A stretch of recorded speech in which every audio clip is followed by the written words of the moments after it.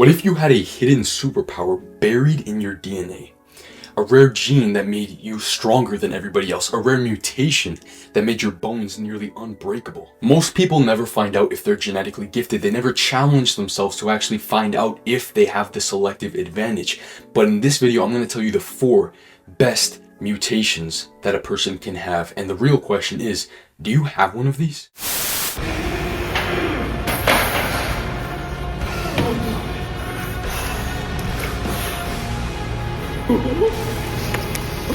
Let's go. The first and most well-known genetic that you may have heard of is the myostatin MSTN gene.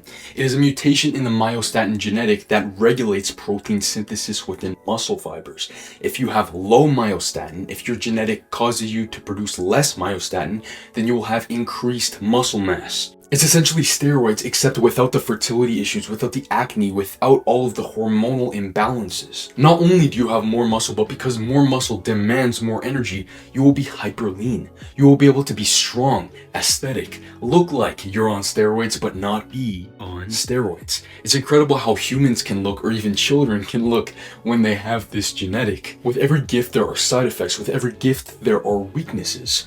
So for the MSTN gene, the weaknesses include heart strain. Typically, if you are bigger, your heart has to work harder to keep up with your demands from your body. So if you're way bigger, your heart might need to work harder. Now, this can be a good thing, but then also a bad thing long term if you do not have good health and you're not keeping up with your fitness. And the other thing is, and this is also a side effect with steroids, if you get really strong and you're using more load because your muscles are bigger, then you might have potential tendon issues because your body, your joints, your tendons, they can't keep up with the amount of strength that you have. So the fix to this is just to make sure that you're being careful when you're training. If you have this genetic variant, you might be getting stronger really quick. This also can help with optimizing testosterone in the male androgens. That can help you build your muscle mass. Personally, with optimizing testosterone and my androgen receptor sensitivity, I had to be careful with my tendons because I ended up increasing my bench press and my squat a collective of over 200 pounds in 6 months. The next genetic mutation is a little bit of a shift. This is the BDNF Val66 MET gene. This mutation can either be very good or very bad, just like all the mutations. In your genetics, you can have a mutation to a certain gene that can actually make the gene work better or make the gene work worse. Val66 MET is essentially, on the good side, supercharged learning and neuroplasticity, along with better brain growth and also mood. Now, the good variant to this genetic is the Val/Val. With that variant, you will have these benefits. You will have the neuroplasticity, better brain growth, better learning, and memory retention. With the MET variant, you will have higher anxiety, worse memory. You won't feel like you're keeping up all the time with your brain. Now, some people might believe that they have this worse genetic variant and they blame their circumstances for this. However, make sure you're optimizing your hormones. There is such a thing as epigenetics, where your lifestyle influences your genetic expression. Your hormones and also the proteins your body synthesizes within influence your genetic expression. You could have the good versions of these genetics, but your lifestyle is influencing how your genetics express themselves, so it looks like it's worse. So if you have a more inflammatory diet, if you're having seed oils, if you're touching a bunch of endocrine disruptors that mess with your hormone signaling, I've made countless videos on that, check out my channel, then you will have less cognitive function. The third mutation I'll talk about, this one's really cool too. It's kind of similar to the myostatin deficiency gene. This is the actin 3 sprint gene. R577X essentially makes it so that your fast twitch muscle fibers are much more sophisticated. Your alpha actinin 3 equals fast twitch muscle fiber engine. So basically what that means is that all the muscle fibers that quickly move fast and demand energy really quick, but also can't sustain energy for very long, they will be stronger and you will be able to build more muscle in those fast twitch muscle fibers. So most Olympic level sprinters at least carry one of these alleles. You get 2 different alleles on this genetic from your mother and also your father. If you just have one of them, you still get genetic help, but also if you have both of them, you might get more of the side effects from this genetic. Now, if you don't have any of these genetics, if you are missing this allele from both of your parents, you might actually just be better at more long distance stuff, and you have more slow twitch muscle fibers. Slow twitch muscle fibers don't grow as large, but they can be used for longer. Think long distance runners versus actual sprinters. Sprinters, they can't run so fast for very long or else they burn out.